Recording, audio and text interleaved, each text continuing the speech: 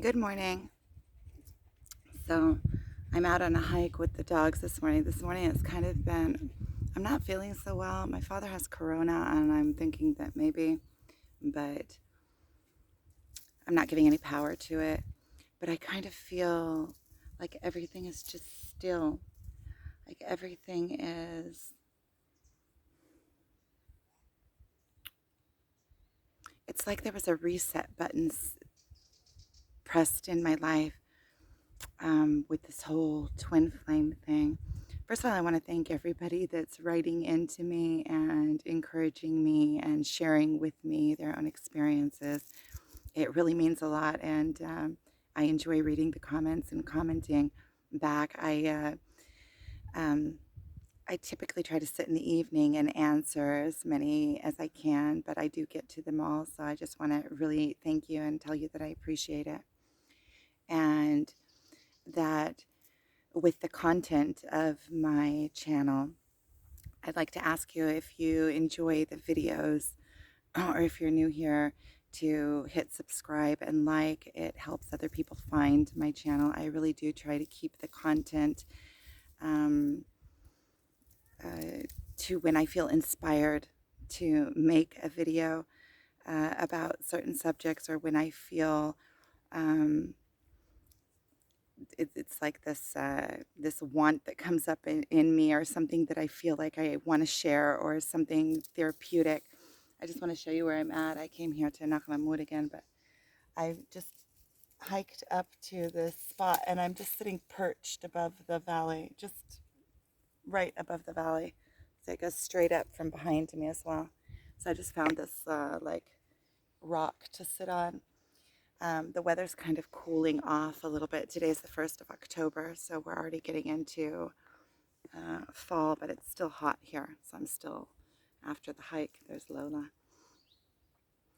And so with this whole twin flame journey, and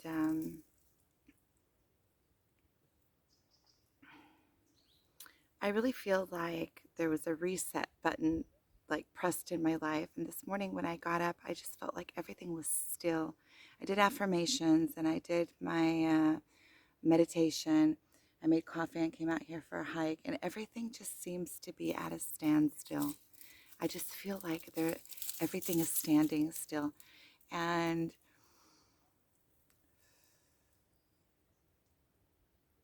I think after the initial pain and running, and it was like energetically, it felt like my whole world was just shot into like this shaking. But when the shaking is starting to calm and the smoke like um, settling, or the dust settling, I feel like everything has come into this place of standstill. There's still a massive void. And I realize that there are a lot of us, whether you're on the twin flame journey or not on the twin flame journey, the energies now, or there's something in the universe that is universal. And a lot of us are going through the same things, or energetically the same things. The energies are very intense and strong, and um, whether the details of your life are looking exactly the same, the gist of it, the essence of it feels the same. The emotions of it, the movement of it, the hitting a reset button in your life, or going through times that are very intense, and that there are big drastic changes and opportunities. I feel like this reset button is an opportunity for me to, and this still that I've come into, it's like coming to a still point. Now you can either try to fill the void with superficial things and try to keep the noise going, which is superficial. So it's really not an option. A big breeze came in, which is really nice. I have my shirt folded up. I'm not going to show you, but I have my shirt folded up because I hiked up here. It's kind of hot. Um, So there's an opportunity here if you can sit in that still, if you can allow the dust to settle and stop the running for a minute. Because I realized I'm just running, running, running, running. Trying to fill that void was like the first, it's been over 2 weeks now. it's hard to believe. It just feels like a blur, like a, if you were to like imagine like a blur of color, that feels like what my life felt like, or like everything got shaken up and now everything is settling back down, but all the garbage and all the crap, it floats to the top, so then you can like get rid of it. You don't need it anymore, and you can sort through it and see what does belong to you and what doesn't belong to you. And I do still keep on getting into these like flipping back and forth, but flipping back and forth, I mean by being able to get perspective, like in the place that I am now, like perched, right? Getting perspective on my life. I'm able to look at it from above and kind of see, okay, a big void came in, but here is an opportunity for me to fill that void and become self-efficient. Nobody else has to fill the void for me. And it's coming through in so many different places in my life. For instance, in the place of being able to support myself fully and completely, um, and gaining financial freedom. So I have an opportunity here to put my focus on that and bring myself into a place where I feel more comfortable with my life.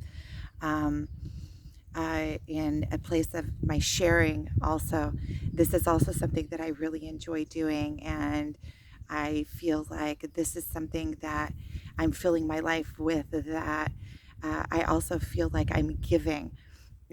I'm also getting a lot from it. I'm getting the opportunity to share.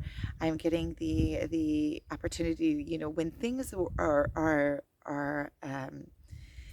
when things are in place, then everything works in sync. And I feel like I'm not only getting my therapy through this, but I'm also helping others sort through um, what they're going through, and being able to look at their life from a different perspective through my perception of it. And I'm saying this in a way of just observation, um, being truthful. Um, and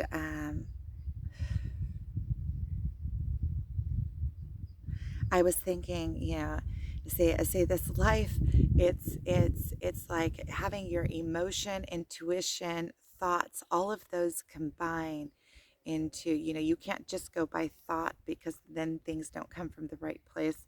But I was thinking yesterday about um, really putting together a kind of a solid, you'd say list, but it's not like a list sounds superficial. But yeah, you do need to know what you want, and like a list of what the attributes are, what I do want in my life partner, what, so that I know what I want, so that when it comes along, I'll be able to uh, um, identify it. And not only will I be able to identify it, I'll be able to sieve it through. Because a lot of times we meet somebody and we're attracted to them, and so we try to force the relationship, or try to force that person into what we want. But if we don't truly know what we want, and we meet somebody that we're attracted to, because we're attracted to all sorts of people, we try to fit them in to this place that we, our wants or needs, um, and they fall short in all sorts of places, then we start that loop of of blame, or trying to make somebody meet our expectations, or being um, let down by something or by somebody. It all has to do with our expectations. But if we know what we want, and I'm not talking about, somebody has to answer all of these needs and only be this and only be that. They're not in a controlling way, but in a way of, when we know ourselves, we know what we want. We know what would suit us in our own lives. And then we can know also to when we see something that is not right, then we'll be able to say, okay, well, this person, we're really compatible in this and this and this way, but he is not, you know, and then we don't start wasting our time, or, because part of life is this life experience. Part of it is time based. There's so many different ways of looking at things. This bush here is full of stickers, like really nasty stickers. So I just folded it in on itself because it's over here catching on me. In nature, when you're in nature, there's so many lessons that you get. When I was hiking up here, I went by this bush. It's like a tree bush, and it was full of stickers. And I could either go really long, far away around it, or I could just kind of push through it and the wall of the bluff. So I decided to push through it. But then I realized that if I push through it, it's getting caught on me and scratching me. So I just kind of rolled through it. And I was thinking to myself, there's a lesson in life. When you hit a stickery patch, you just have to kind of roll with it. You don't try to push through it and be rigid.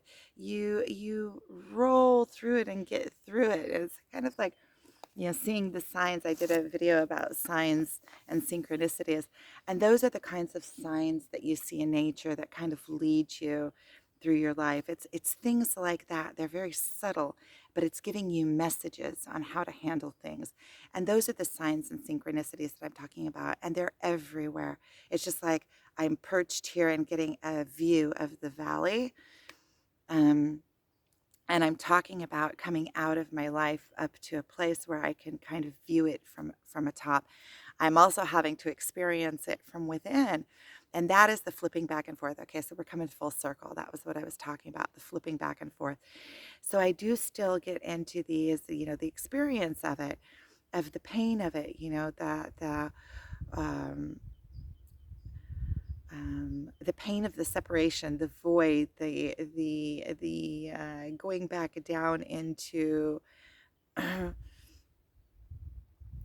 why doesn't he want to see me? What, all of those weak thoughts, the thoughts that cause you pain, and then you get into this loop, and then the chasing energy comes up.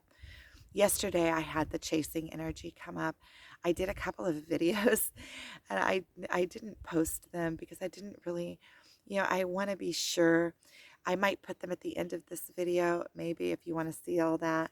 Um, but I saw him on Friday by chance. Today is Sunday. I went to the spring over here by my house, and he was there with his son, and actually it was really nice. It was really nice. I feel like our energy kind of completes each other. And even just, we didn't have any kind of really deep conversation. He asked me how I was, and I told him I didn't get into it. I told him that he knows how I am, and we just left it at that. And I asked him how he was, and he said that he's doing okay. That he's also working through his own things, and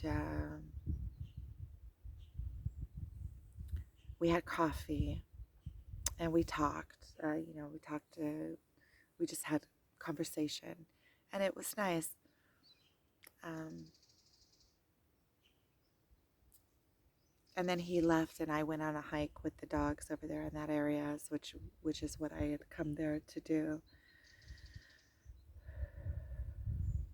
And then after seeing him, initially there was a calm, and then yesterday I started having that running energy again, that chasing energy again. And I'm realizing, first of all, that it dissipates really quick. It goes away really quick, and it's not nearly as intense as it was. So that's when I'm coming back down into this place of complete stillness. I feel like, and maybe a lot of you can connect because those are the energies that are now in the universe. There's really strong energies coming through. Is that something happens and your whole life starts shaking. And then as it starts settling, you start coming into this calm. And today I just feel like I woke up this morning and everything is at a still. And now I feel like I can take my focus, and from this place of perching, from this place of looking in, I can decide where to put my focus. And I'm just sitting in the void, and I'm trusting that slowly, as I start putting my focus in places that I want my focus to be, or in places that, in my work, in these videos I'm doing, and they kind of feel like my God's work. They're coming out of me, and I'm sharing my experiences as they come and as they go, and as I'm building myself. And I kind of feel like it's an edut. Edut is like a witness. Like I am being a witness to my own life, but I'm also allowing others to be a witness to my spiritual awakening, because I know that that is what this is. I've been on this path for years. I've come over so many. I've come through so much. Um, I've on my spiritual awakening. I've been on this spiritual awakening path for the past 10 years, which was initiated. I feel like was initiated. Um, Through ayahuasca, if I'm honest. And I didn't even know that it was until years later, when I realized that that is the when it started. And it's not like I had any profound realizations during the ayahuasca that I did, but afterwards I realized that ever since the ayahuasca, just this massive shift. It's like taking this massive ship and slowly turning the wheel. And then slowly my whole life started shifting. When I did ayahuasca, I was an alcoholic. I was twice the weight that I am now. I was in a abusive marriage. I was living in the States. My life was a shambles, but I didn't realize it was a shambles. I was running. Um, if somebody had looked in, superficially from the side, besides the alcoholism, which I hid pretty well, I think, or probably not, but you think you're hiding it, and the overweight. But I had a big business, and I had a big house in the suburbs, and I had a fancy new car, and I was flying. I could fly back and forth. Like monetary. I had, as a child, always put like this flashy, like one day I'm going to be this businesswoman. My father is an artist. I'm an artist at heart. I mean, there's just no denying it. But my father was an artist, and he was always trying to make it through his art. And my father's still an artist. And he did in the end. He does make his living from his art. Um, but my father was an artist, and all the years we were like struggling to make a living, electricity being turned off, at times when there's no food in the fridge, but my father's doing his art. And I think that out of 5 children, out of 5 siblings, I am the most like my father, but I'm different in a lot of ways. I think that I'm a lot more practical and outgoing than my father. My father did do a lot of things, like a lot of big things. We moved around all the time, between states, between countries. We moved to Israel, as a child. We did a lot of big changes. Um, but I said when I grew up, I'm not going to be an artist. I'm not going to be an artist. I kind of like had like this shunning. I'm going to be a business person. I'm going to make a lot of money, because I always like put happiness on money. It always seemed to me like all the normal people that had, uh, that were in the matrix, and because we were always way outside of the matrix. We were always on the outskirts. We always, we lived in California, and we had a big farm in the middle of the city. We grew our own food. And we went and lived in the cabin when I was 4 and 5. We went and lived on this little cabin in Arkansas, up on this hill, and we raised goats and guinea pigs and chickens and all sorts of animals, and raised our own food. And we practically lived up there naked.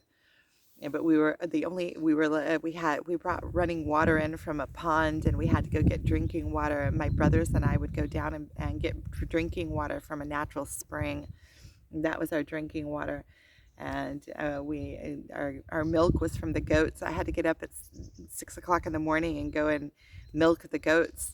Probably before 6, it was dark. We had to get up and go milk the goats before we went to school, and I had to walk a mile just to catch the school bus. I had to walk off the mountain all the way down to the dirt road to catch the school bus. The school bus would come on the main dirt road. So my life's been an adventure. Um, and then from there we moved to California, and in California we became religious Jews in Chabad community. It was like, I've had a lot of experiences from having a crazy artist father. So um, I don't even know how I got to all of that, but I've had a lot of, so as a child, I always saw the normal people, and I always thought, oh, they must be really happy, because I was always an outsider. I was always on, not that I felt,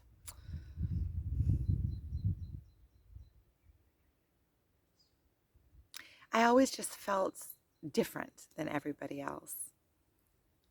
I always felt like I didn't really belong, but I always felt like I belonged everywhere, but that I didn't belong anywhere. Like no place is really my home. Um, and when I met my twin flame, I felt like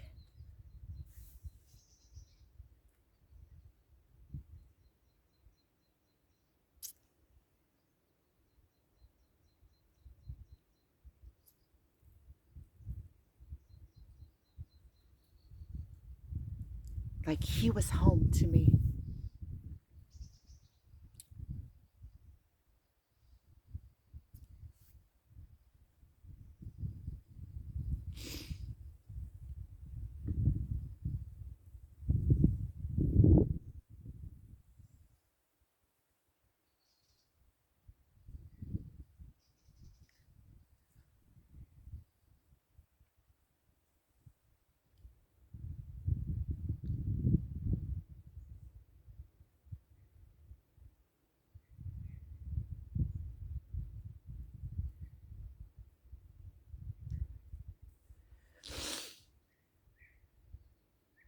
I don't want to get back into these loops.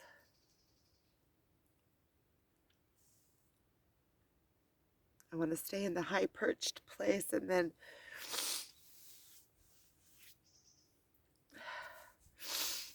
I have to get over this.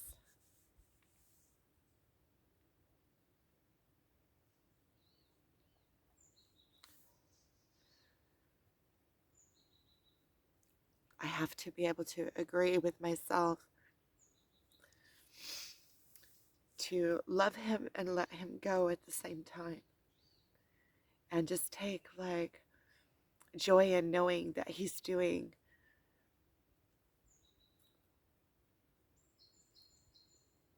good and that he's doing his own thing. And kind of like I'm with my children, like my daughter. I see her doing so well, and I'm happy for her. And I need to take that somehow and take myself out of the equation and be happy for him and what he's doing and how he's doing it and his successes, and allow him. It's not like I can even allow him. It's not my place even to allow him or not to allow him. The whole concept of me allowing him, I have to allow myself to love him and let him go. And fill my life. Nobody wants somebody's joy dangling off of them. I don't want anybody else's joy dependent on me. That's like I have hard enough. Yeah, I have enough to do. I'm watching my words. I have enough to do in just watching my own joy. So I have like a real opportunity here to fill my life with my own joy and to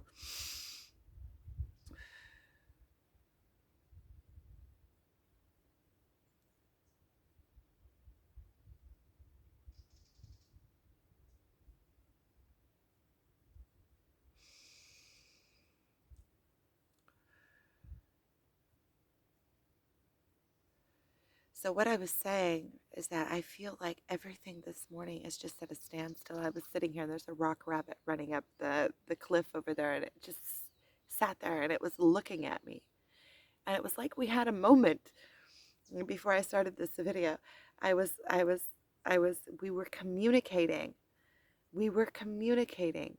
We had eye contact.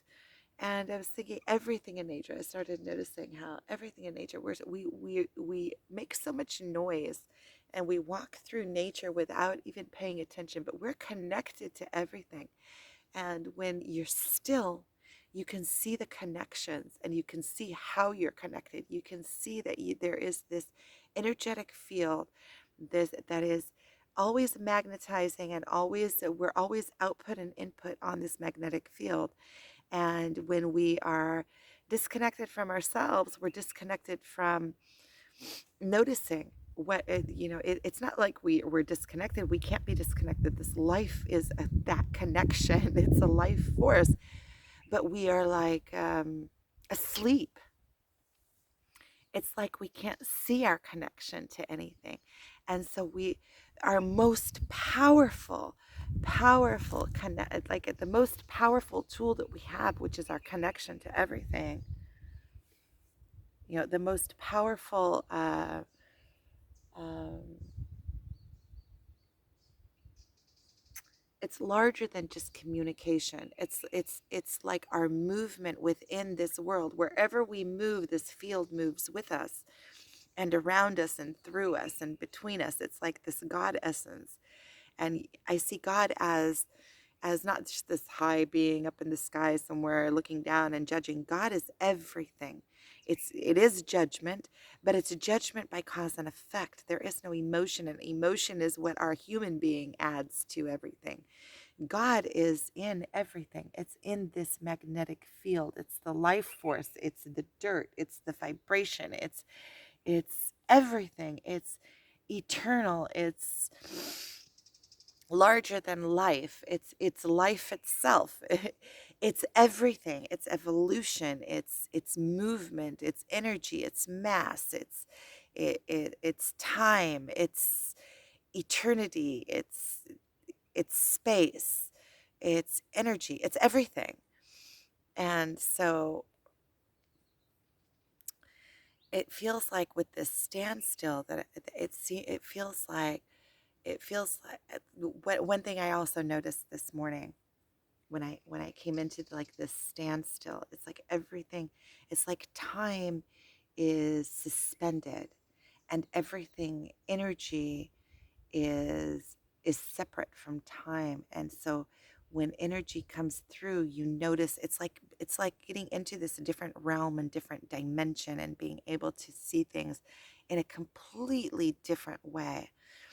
And with this standstill, you can take energy and you can just move energy around rather than running against time and trying to move matter around and expelling your own energy. It's like you keep your own energy in you and you manipulate energy outwardly. Of course it runs on the dimension of time, but it's like time is suspended. It's like it's they're not moving at the same pace. You can take energy and move a lot of energy in a very short amount of time when you're not expelling your own energy. So it's like you're bringing energy to you, you're holding your own energy, and with that it's like you're using your life force. You do, and you do it's like having a magic stick. Or you and you move things around and you bend time and you move matter through space, but you can move matter through space using energy. So it's just like, let's say if I want something to happen in the States, I don't have to go to the States to cause that movement. I can, by my mind, even doing these videos, right? So I feel like I'm taking a snapshot in time. And and that was another thought that I was having. I want to complete this other thought, and then I'll go into that. Um, that I can move things around in the States with a phone call, with a few clicks on the internet now. And it's like I can move matter without me going there and moving it. And when you understand, it's a real simple concept, right? It seems like, oh, obvious, of course. But think about it. Think about how much matter we can actually move without expelling our own energy, or using very little of our energy. And because we have this consciousness, and we have this thought process that is this ego and this whole avatar that is for us to use. So we can do that. We have the power in us. And nowadays, with this freedom of internet, and we are freer than we have ever been, and our self power is more than it has ever been. Think about in past times. There was a king and a queen. There was an aralgia. It's like a hierarchy. I don't know how you call it. Where you have the families, and then you have all the people at the bottom that are really controlled. Not only controlled because they have no means, and there's besides the gypsies, but they have no means, and they are forced to like work in this almost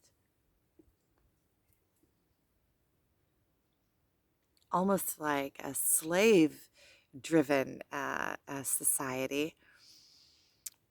Because the wages are so low, you can't get out of it. But if you look at it, we're still living that way now. We're still living that way now. At the top are the monarchs, and under the monarchs are the politicians, and under the politicians are all of the matrix, the society, how we were trained to think is the right way. We're going to go get a really good job. I was thinking about that this morning.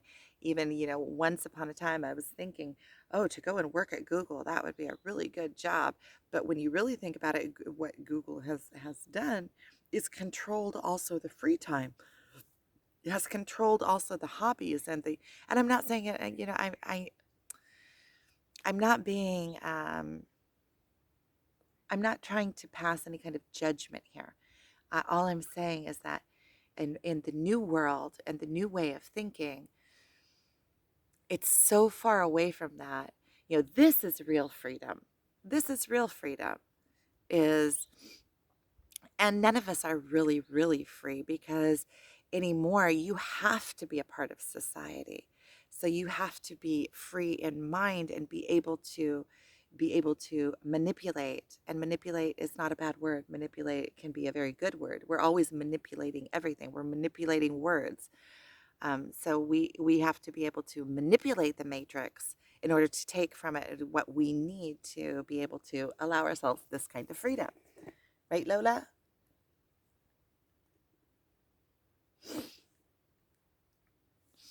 And there was another point that I said I was going to get back to. Oh, about doing these videos. I feel like, my life is something that's very fluid, and it's always happening and always unfolding. And when I do these videos, sometimes it's just like a snapshot. It's like a snapshot of where I am and what I'm thinking about at a certain point. And then my mind and my mind and my life and everything is so fluid. From this point I go on, and there's other thought, and there's constantly thoughts. I could fill up every day. I have to stand. I could fill up, I could just keep on talking and talking and talking, because my mind, oh wow. Oh, there's a sticker brush here, sticker brush. Because my mind is just constantly going and going and going. But these videos are really just a snapshot of where I am at a certain point. And it kind of takes that emotion and that place, and it goes junk and freezes it in time. And I feel like with the magic that is in the world, that by doing this, we're all species. We're always in evolution. Every single one of us is evolution. We're our own evolution. We're our own being, and we're going through our own things. And we are at different places at different times. It's like sometimes I'll find a video that was recorded 10 years ago that is exactly where I am right now.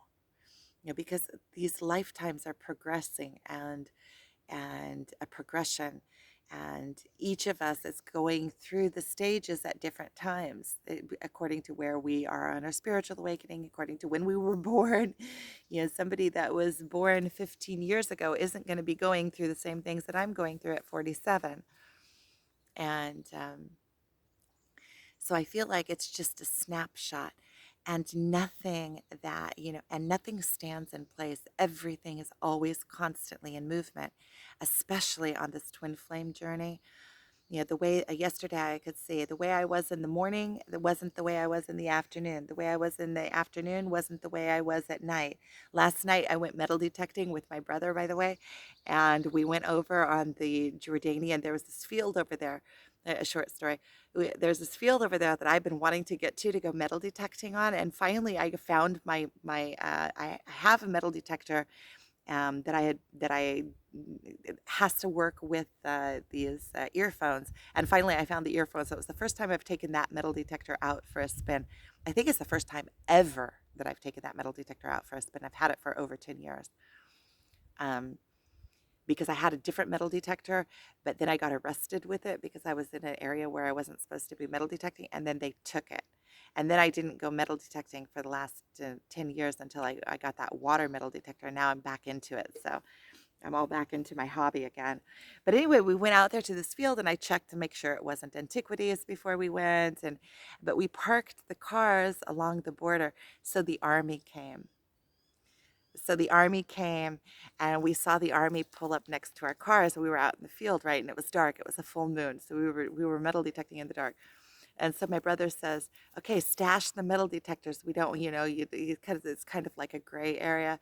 We don't want to show up with metal detectors. Who knows what they're going to, because metal detecting here is, it's a hobby, but it's not a very well-known hobby. And people don't know what it is and don't know how to, like, take it.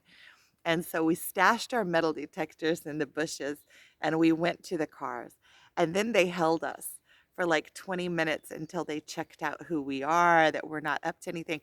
And it ends up it was a woman officer, a young girl. She was a girl officer. And I told her, "Come on, okay, I'm going." I did, like, seriously, you're holding me. It was like a little girl holding me. Like, we parked here, so what? So we'll move the cars. And she's like, "No, no, you're being held," and this and that. It's like, and then she told me that how did they even know our cars were there?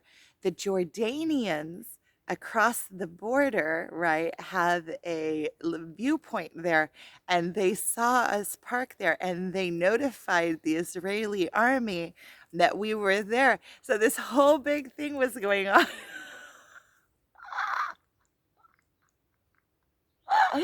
So I was detained by the army last night for like 20 minutes, and my brother is like, "These things only happen with you. All these things only happen when I'm with you." And it's true. I got arrested twice with my metal detector. I always have. For some reason, I have an interesting life. Like, if something can happen, that's what my brother was saying. If something can happen, it happens with you. So that was funny. But what I was going to say about the snapshot of, and then I'm in a really good mood, and I want to go, and I'm going to get my Amazon up to par. My daughter's Amazon, the one that she gave me. I need to go in there and sort out and see what kind of inventory I need to send before Christmas. So and I have all sorts of other projects I want to work on. And so I was thinking, oh, and there was another point I was going to make. So I was thinking about these snapshots. So just so you know, a lot of times I put up the other day, I put up like this crying video where I was like really sad. And that was the last video I had put up for a while. And I was thinking to myself, anybody that saw that video is thinking that that's where I'm stuck. That's where, and truthfully, I keep on going back and forth. So possibly, come on, Lola, go, go, go, go. So truthfully, I mean, I keep on going back and forth in between that. As you could even see where I'm at, you know, like all of a sudden I'll start crying. I'll start going into the mind loops and oh, poor me, the victim. And then I alchemize my thoughts and I bring myself out of it. And sometimes it's more difficult for me to bring myself out of it. Sometimes I just sit in the pain for a while and allow myself to just feel it. Sometimes I even intensify it so that I can get sick of it. But these are definitely very, very, very intense times for a lot of us. I see a lot of people that I meet that are going through the same things. And I mean, energetically, are going through the same difficulties. Look, there's the pillar. Um, and a lot of people that are connecting to these videos. So again, I want to say if you're connected, hit subscribe, hit like. It helps other people that are going through the same thing find me, um, helps me be relevant. And I really do feel like I'm doing my God's work here. I really do feel like I'm not only doing this for my own therapeutic reasons and possibilities, but also for whoever else is going through it, so they can feel like they are, you know, not alone in this, or find some kind of peace from it, or understanding of themselves as I'm going through myself and understanding myself and articulating it into words. Um, so I feel like I'm in this place of stillness, and I'm putting my life back together slowly. I'm just sitting in the void. I'm allowing the void to be. I'm allowing, oh, somebody's walking through the valley. I heard something. I'm allowing the void to be, and I'm just sitting in the void, and I'm trusting that slowly I only want good things back. I want to pick everything that comes back into my life to be meaningful and with purpose. And so I'm just allowing the void to be, and allowing divine timing and divine guidance to fill that back up. And so I really do appreciate you watching. And nice looking lad. So thank you for watching.